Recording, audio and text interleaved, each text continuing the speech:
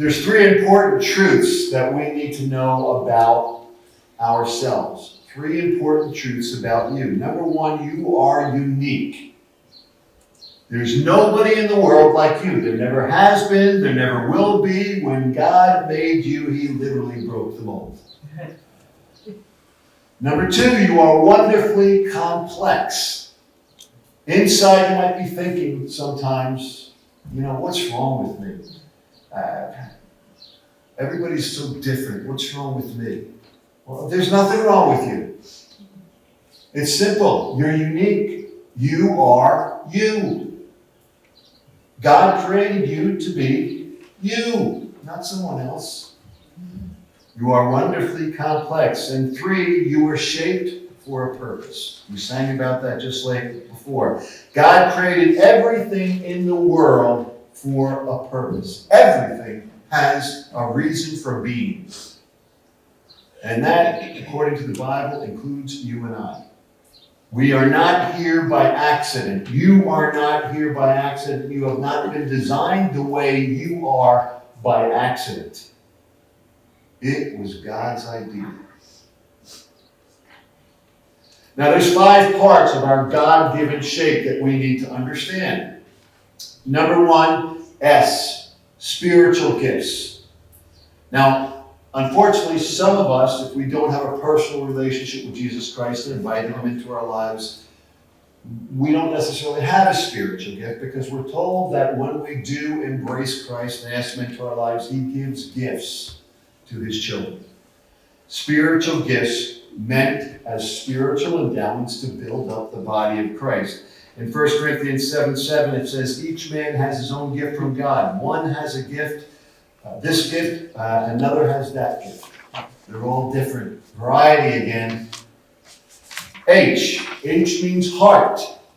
It's what drives you. It's what motivates you. All of us have different motivations, different drives, different interests. That's not by accident. That's on purpose.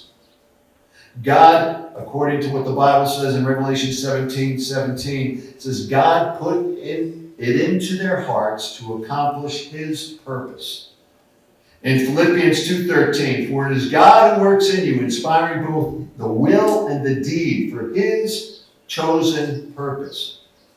God puts desires in your heart, in my heart, for a reason, because it's part of our shape. S-H-A, abilities. 1 Corinthians 12:6 says there are different abilities to perform service.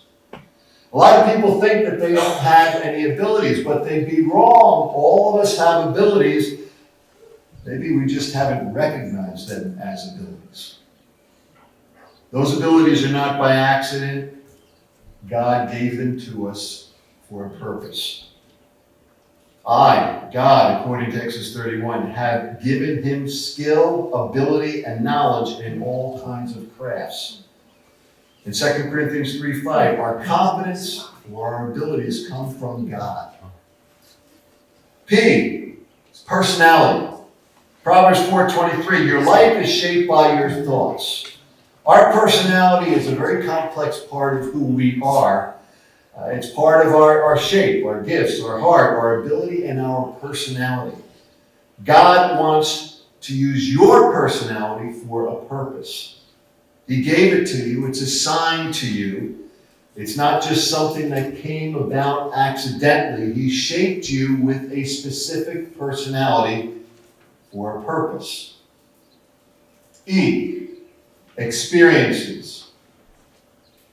Romans 8:28, and we know that everything that happens to us is working for our good if we love God and are fitting into his plans. God is both organized and purposeful in planning personal experiences, catering to each one of us and our needs. And he prepares them specifically for each one of us. He allows things in our life. He doesn't cause them, but he sees them and he allows them, even bad things, in order to bring good out of our lives. God never wastes our hurts. They're designed to form us, to shape us. He wants to work through your experiences to help you to define and utilize and function in your shape that He gave you for a purpose. Now, there's three things we can say before I get into the meat of this message, and this is again review, is number one, all five of these factors are interrelated. You are a complex combination of gifts and heart and personality and abilities and experiences. They all work together. They all influence one another. Second thing is your shape is fixed. Your shape doesn't change as you go through different stages of your life, whether coming to know Christ intimately or if you don't even know Christ that well. These different expressions of your shape demonstrate themselves as you work through life. And they continue for a lifetime. There was a guy named Saul in the Bible. He was an intense guy that didn't quit, and he was very disciplined, and that was before he met Christ. And then he met Christ, and suddenly we see his name is Paul. We see the same intensity. We see the same drive. We see the exact same shape, except now it's shaped for a godly purpose instead of a heavenly thought, an earthly thought. So your shape is fixed. And third, your shape is irrepressible. In other words, you cannot not be you. It's all you can be. There's no escaping being you. Even if you work in a job that doesn't capitalize on your gifts and abilities and everything that is included in your shape, you will still find a way to be you. Because that's how God made you. He made you you. You can try to be somebody else, but the real you is going to get squeezed out. Sooner or later, it's going to come through. Kind of like Martha and Mary in the Bible. Martha was the one that was doing the dishes and cleaning the table. Mary was the one that was sitting at Jesus' feet. My guess is that's because they were showing their shapes.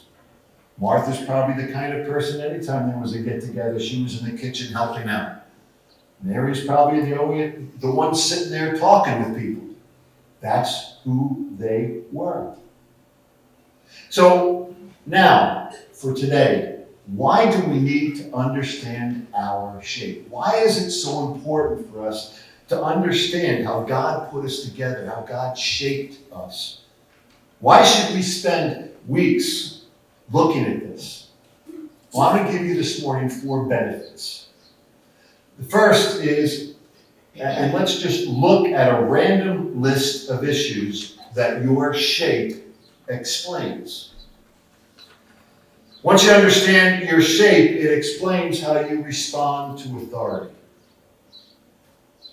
It explains how you handle criticism. How you like to be led. It's interesting, isn't it? As a coach, I have to coach different kids different ways. Some of them, if they make a mistake, I can get right on their backs, point out their flaw, and they respond. They respond by going out, and it gets them going. Other kids, I do that too. I have just deflated them. I might as well sit them on the bench because they're done.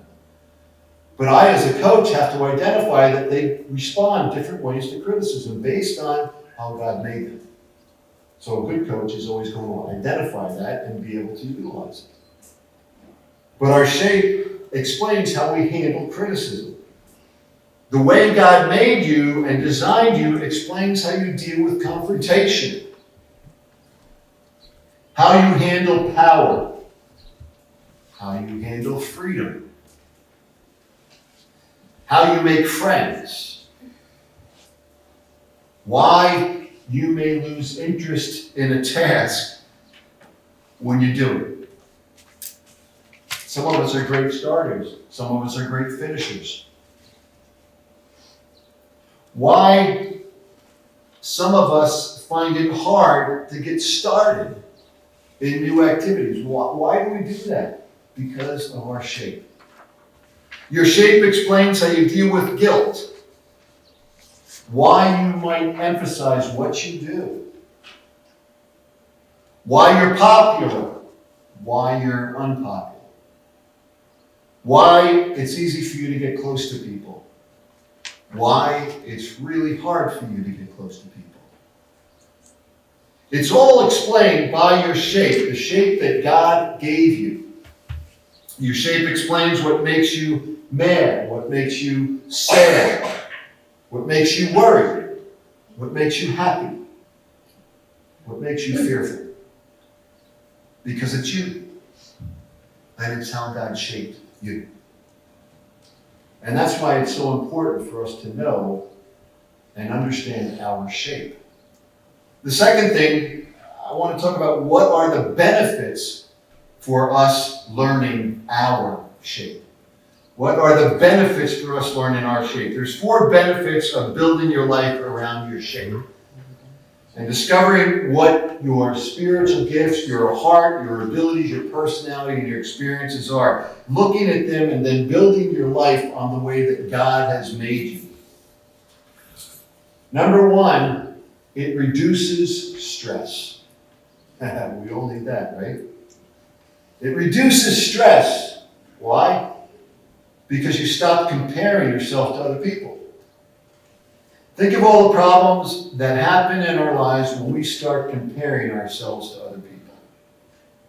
The Bible has a lot to say about this, a tremendous amount to say about this. We're just going to look at a small collection of verses. You have them in your handouts. 2 Corinthians 10:12.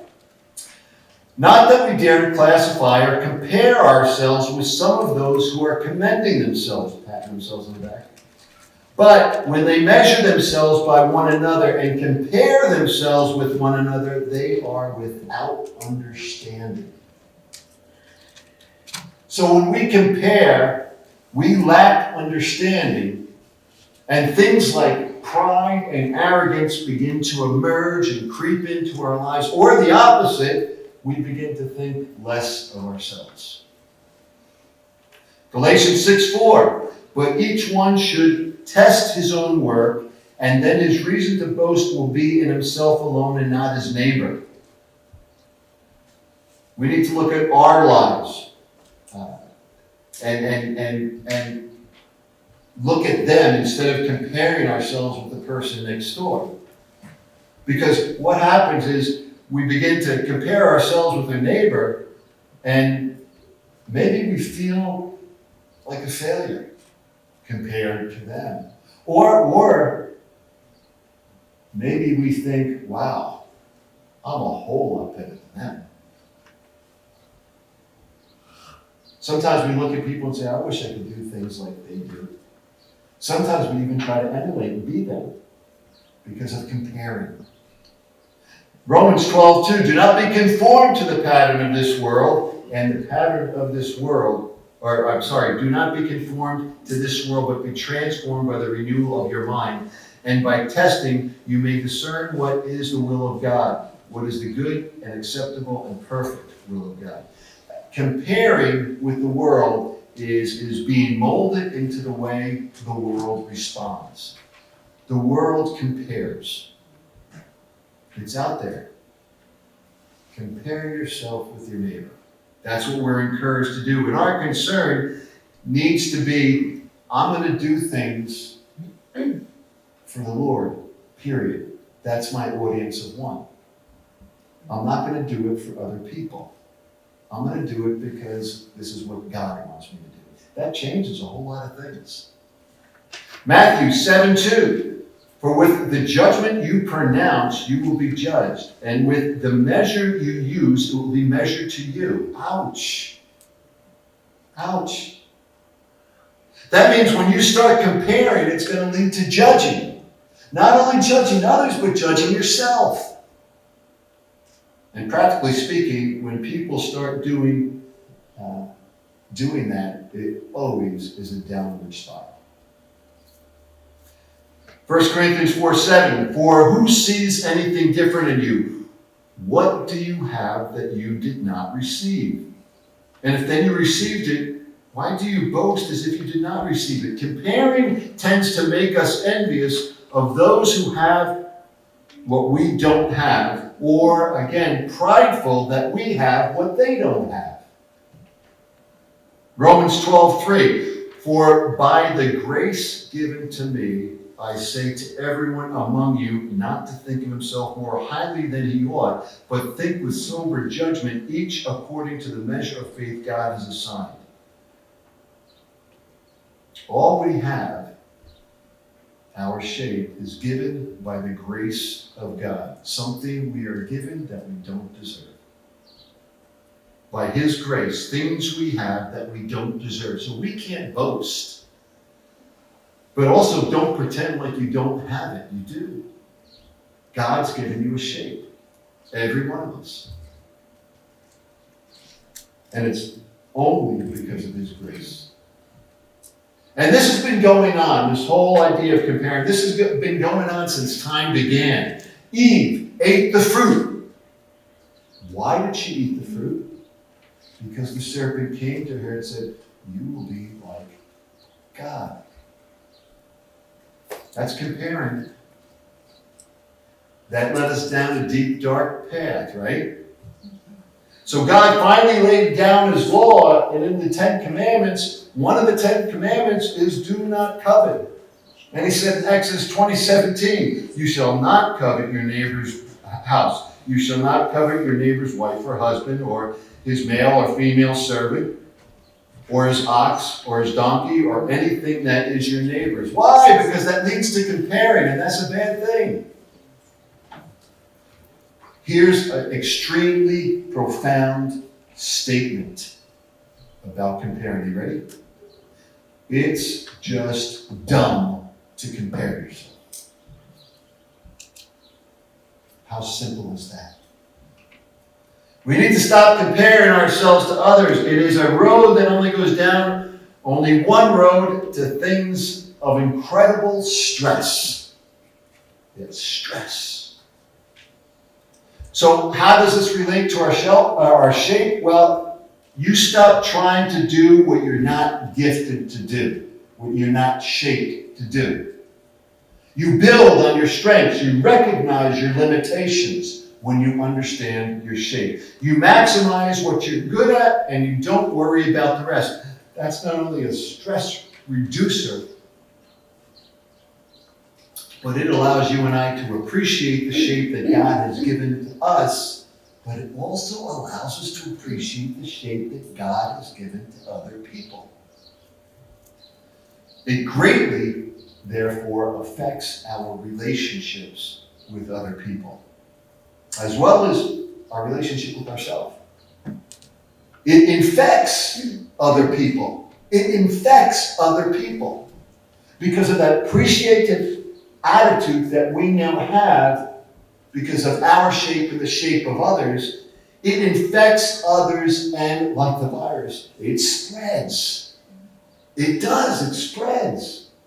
And suddenly, the effects are life-changing, not only in us, but in people around us, as we embrace the shape that God has given us. Secondly, it not only reduces stress, it increases success. It does. What's amazing to me is the business world has picked up on this way before the church. They miss the S part because the S part becomes only when you become a Christian, the spiritual gifts part, but they still have the HAPE, H-A-P-E. And you go into any really high-end business, and they are already looking at what you have a desire to do, what's your personality, what's your experiences, how are you put together, and they utilize that to fit you into the place where your abilities can shine. But it increases success. Now, a lot of us, we think making money is successful. I know a lot of people who make a lot of money, and I would say they are not successful at all. They make a lot of money, but the rest of their lives is just a mess. How many wealthy people have we read about that have taken their own lives or train wrecked their lives? They still have the money, though, so they're successful. Really? You think that's success? Not me. Success, I believe, is knowing God's will and being right in the center of it.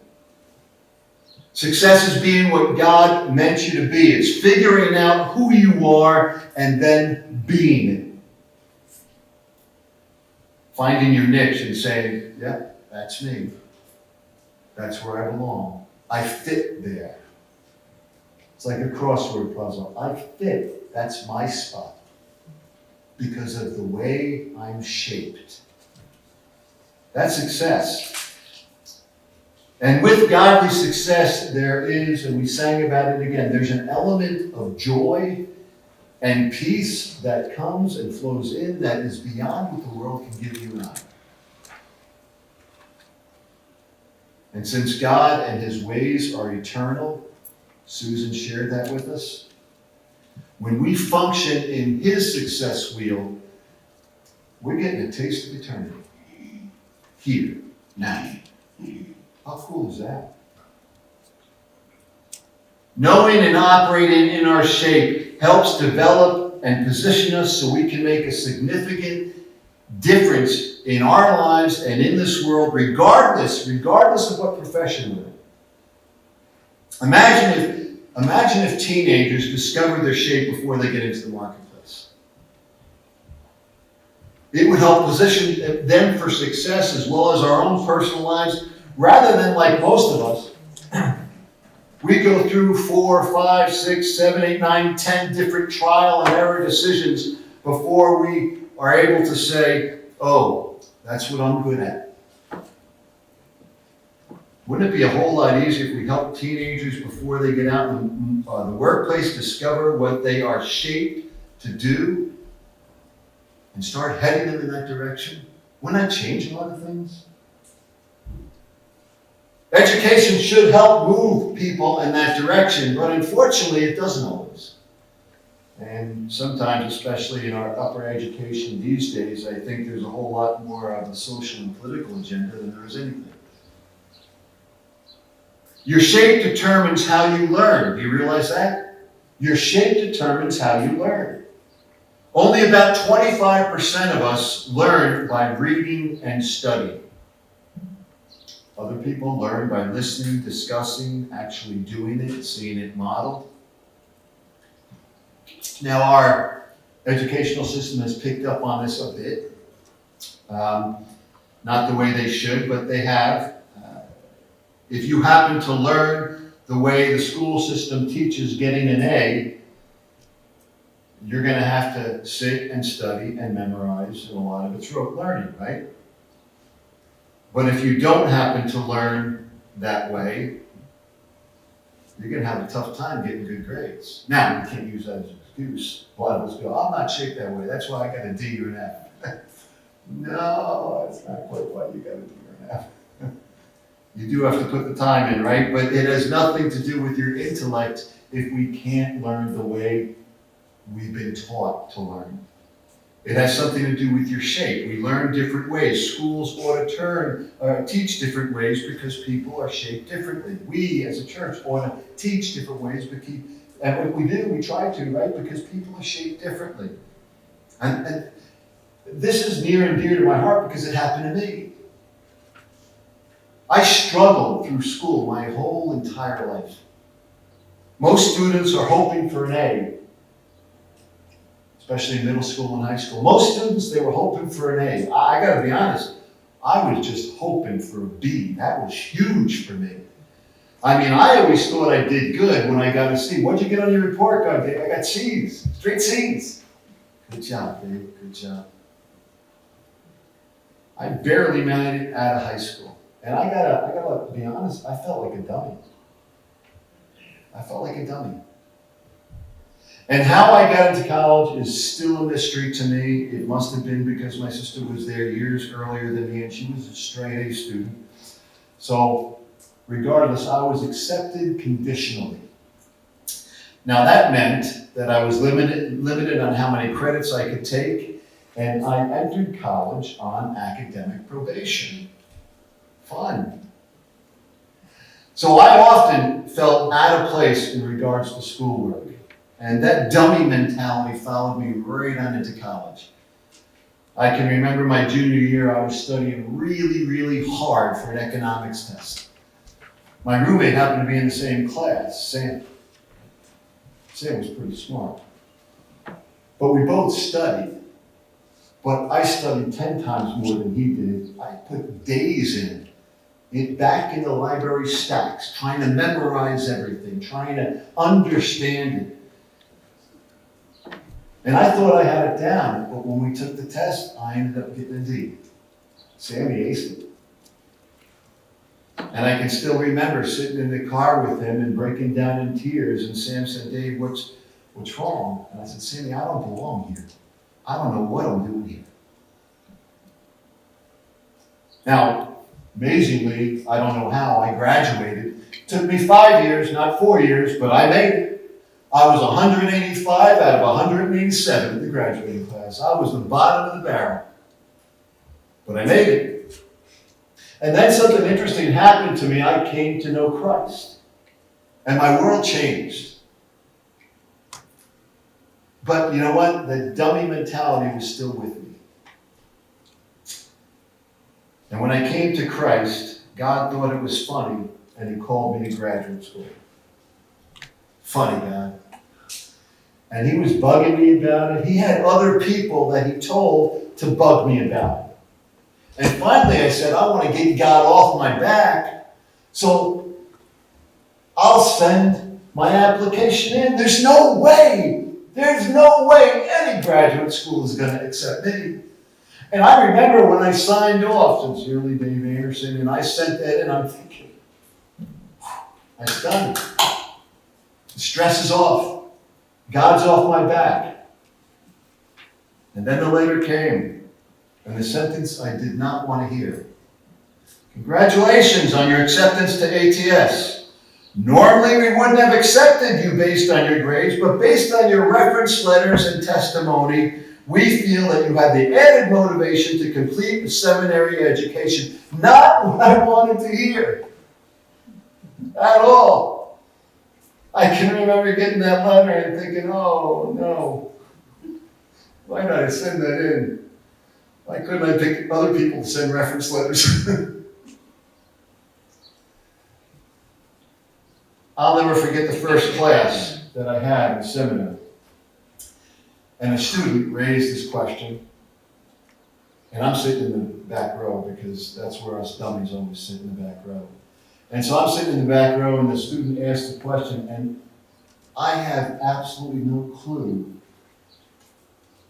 what the question was, let alone what the teacher was teaching. And I remember, because I was in the back row, I could do this. I put my head on the desk, and I said to myself, Lord, why do you have me here? I don't belong here. Books and I, we just didn't go together. And that dummy mentality, although tempered because I had come to know Christ, it was still with me. And I struggled through those first 3 years. By the way, it's a 3-year seminary degree. I completed it in 4. Those first 3 years, I struggled. And I had excuses. And I capitalized on that while I was working full-time. And I was working full-time while I was an intern pastor at a church running 2 ministries. And I was an intern pastor running 2 ministries. But nevertheless, I knew I was studying with my nose to the grindstone. I put the time in.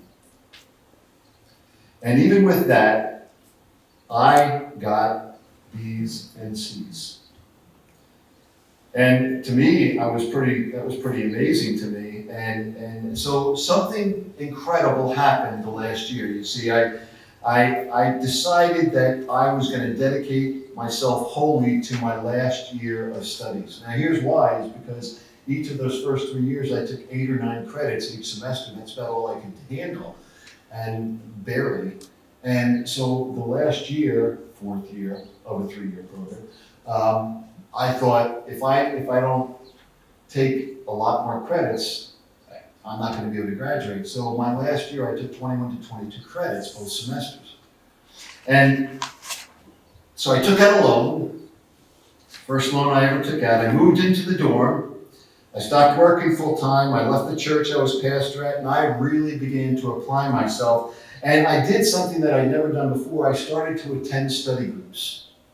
And that's where you discuss things and you work it out and you talk about your questions and you understand. And something happened that had never happened to me before is I started getting A's. And what I found is that I studied like a quarter of the time that I'd studied the first 3 years. Because, you see, when I discussed things with other people and asked my questions and talked about it, I didn't need to memorize because I got it. And once I understood it, it was there. I learned that I'm a verbal learner. Who knew? I sure didn't. How far I'd come. I didn't feel like a dummy anymore for the first time in my life. And it only took me 4 years of high school, 5 years of college, and 4 years of grad school. I was 28 years old. I finally came to understand I'm a verbal learner. And part of the shape that God gave me is I'm stubborn. It's always been a hard thing for me to quit anything, and in some ways that can be bad, and in other ways, especially in the hands of my Creator, it was very good. I was not good at giving up.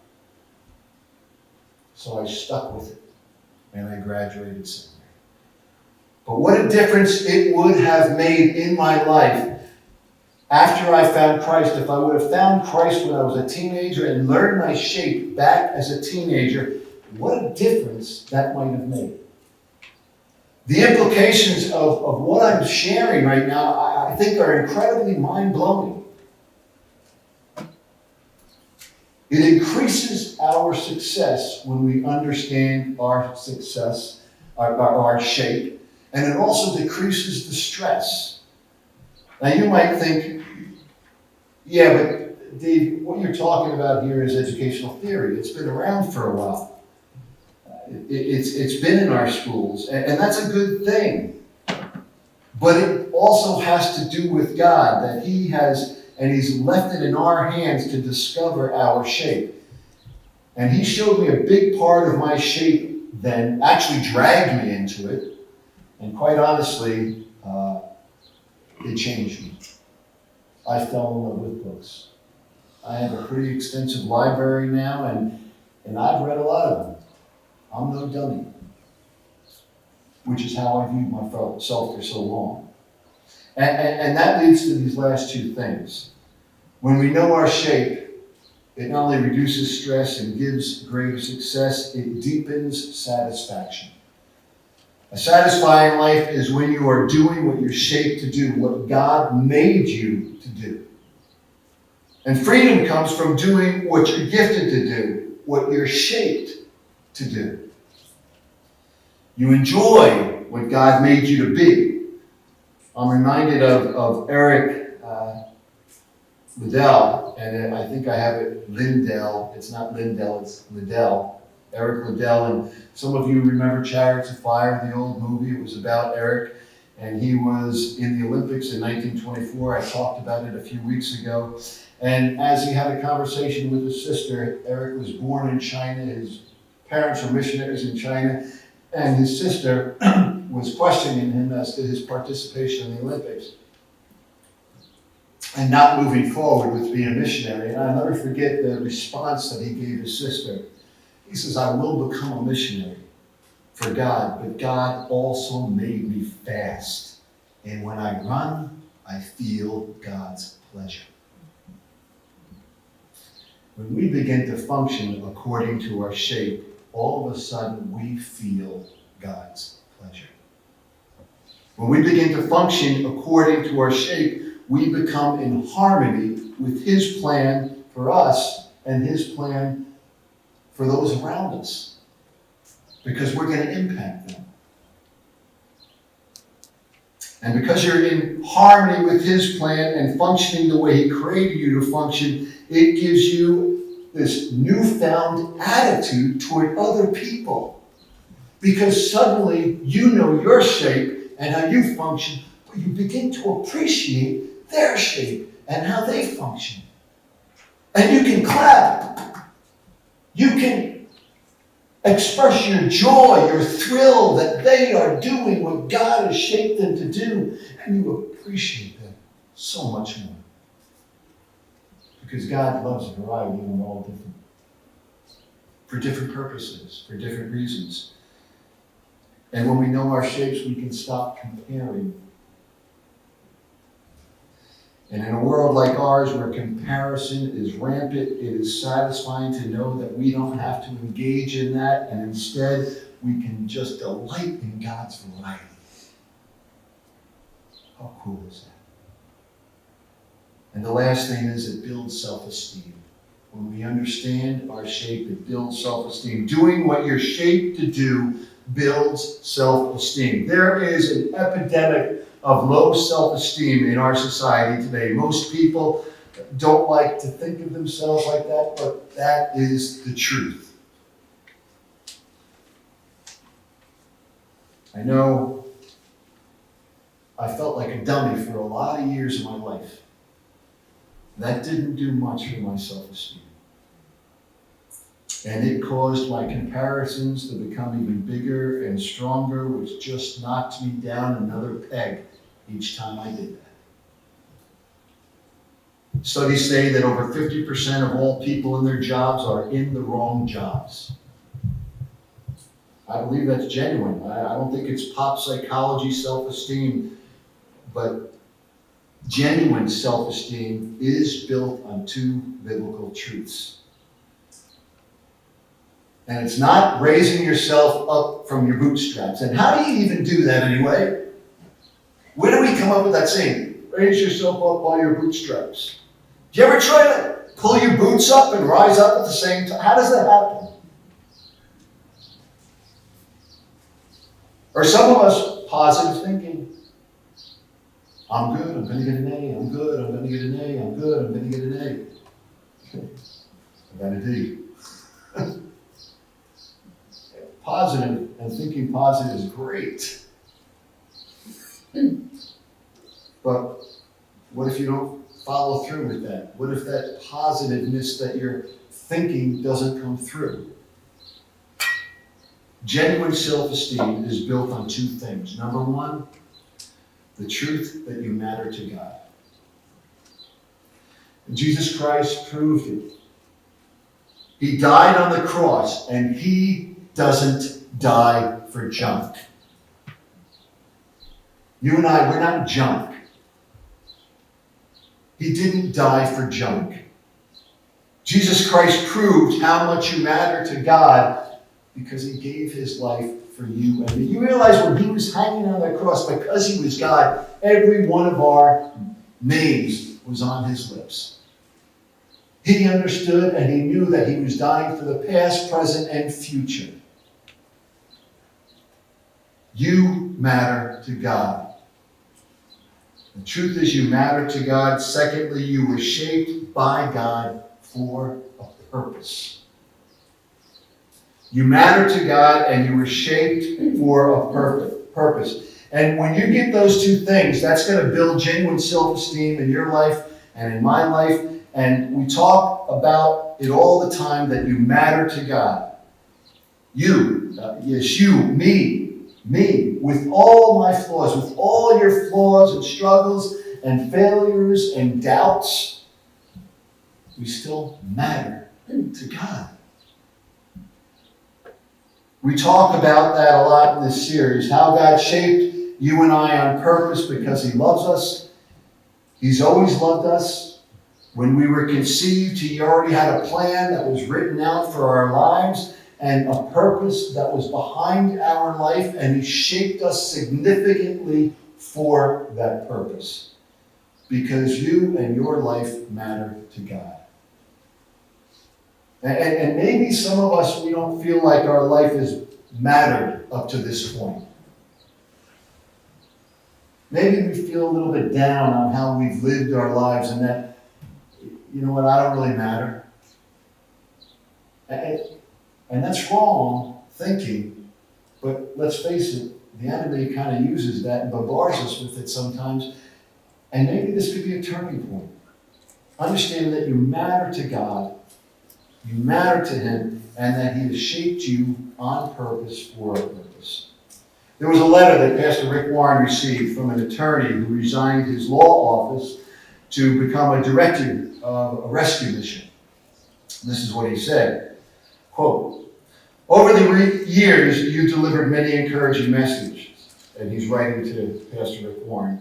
"One message has been particularly helpful to me and in turn to others. It comes from class 301, that's a class they had at church, and it concerns our unique shape. I frequently refer to our shape when talking to discouraged men and women along Skid Row.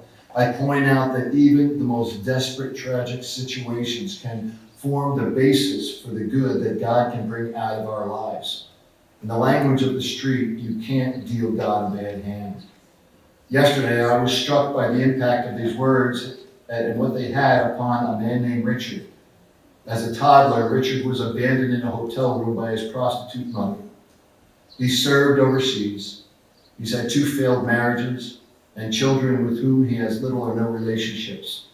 In sum, at this point in his life, his 40s, he was overcome by pain and frustration, and emotionally he was an abandoned child. When I reminded Richard of his unique shape and that God never wastes a hurt, you could see the despair beginning to lift. And through weeping, there was a clear sense of joy and celebration in him. It was as though God was embracing him and tenderly stroking someone who, for many years, was convinced that he was utterly unlovable." The purpose of this whole series that we're going to cover is to first help us realize that we matter to God. We matter to God. And then as we establish a relationship with Jesus Christ and begin to live the way He wants us to live, it's going to help us to discover our shape, how God specifically made each one of us. As a pastor years ago, I committed my life to Him. And the reason I did that was because of what He did in my life. And I wanted Him to do the same thing in other people's lives. And my hope and my prayer is that this will enable all of us, just like Paul, who used to be Saul, said in 1 Corinthians 15:16, "By the grace of God, I am what I am." That we can accept how God made us, that we can enjoy it, that we can begin to thank Him for it, that we can begin to see the wisdom behind our gifts, our heart, our ability, our personality, even our experiences, and even the hurtful ones. I want to contribute my uniqueness to this world and to the glory of God to make a difference. I think you probably want the same thing. So Jesus died so we could do that. I want to end with just a quote. Now, this is very interesting. I read this pretty much every morning, called Daily Thoughts for Disciples. It's by Oswald Chambers, "My utmost for His highest." And I was struck July 4th. And I'm not going to read it all, but I want to read to you a phrase, and I want you to capture the words that he's writing here. When we begin, he said, when we begin to work out what God has worked in, we are faced with the problem that this physical body, this mechanism, has been by habit used to obeying another rule called sin. When Jesus Christ delivers us from that rule, He does not give us new bodies. He gives us the power to break and then remold every habit formed while we were under the dominion of sin. Much to the misery in our Christian lives comes not because the devil tackles us, but because we have never understood the simple laws of our makeup. We work out what God has worked in. Jesus made that possible. He designed us for purpose. He gave us our shape. He made you, made me. Because He loves variety. and because the church, his church, needs variety. As we contemplate Jesus and what he's done for us, let's think about the fact that he gave us this shape on purpose. We can have a couple guys come and distribute our elements. And thank you, David and Sean. And just think about working out what he's already worked